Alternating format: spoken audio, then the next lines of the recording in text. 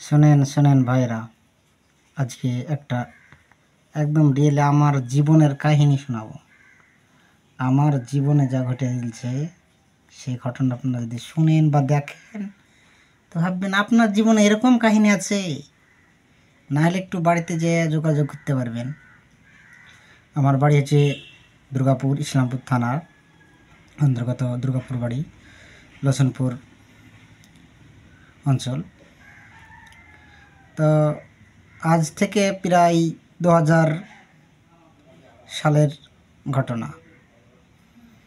তা আমার একটা ছোট বোন ছিল আমার মার সাথে। আমার মাথার পেনের গণ্ডগোল, আমার মায়ের বেনের গণ্ডগোলে মা বাচ্চা সমেত নিয়ে চলে যায়।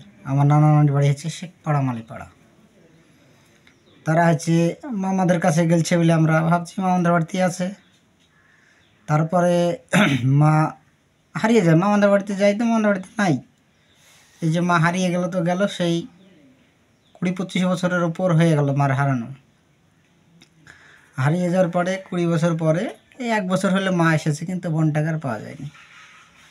বোনটাকে কিভাবে পাওয়া যায় আপনারা যদি একটু যোগাযোগ করেন তাহলে হয়তো পাওয়া যেতে পারে।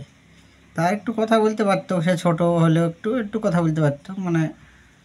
সে 2 থেকে 2.5 বছরের ছেলে, 3 বছর হবে। তো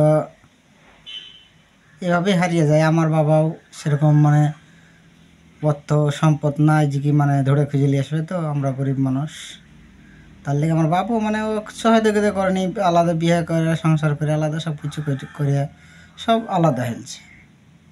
তা আমার মাকে পেয়েছি। আপনারা যদি পারেন ফেসবুকের মাধ্যমে এই ভিডিওটা দেখে, আমার বোনের নাম ছিল মরিয়ম নামের যত বোন আছো তোমরা এই লাইক শেয়ার করে তোমরা যোগাযোগ করবে।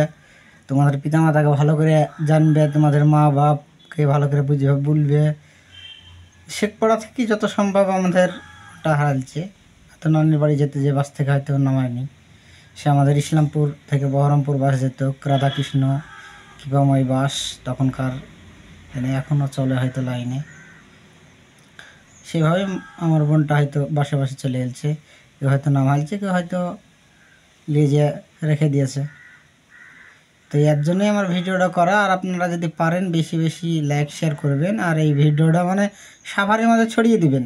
সবার মাঝে ছড়িয়ে দিলে কি হবে, আমি দেখবো, আপনি দেখবেন, দেখতে দেখতে সবার মাঝে এই ভিডিওটা পোস্ট করলে মানুষ হয়তো দেখতে পাবে যে কি এরকম একজনের তো মাথার মানুষ হারিয়ে গেছিল। তো যদি পাওয়া যায় খোঁজ করবেন। আমার বোনটা তো অসহায়, সে বাচ্চা ছিল সেদিন।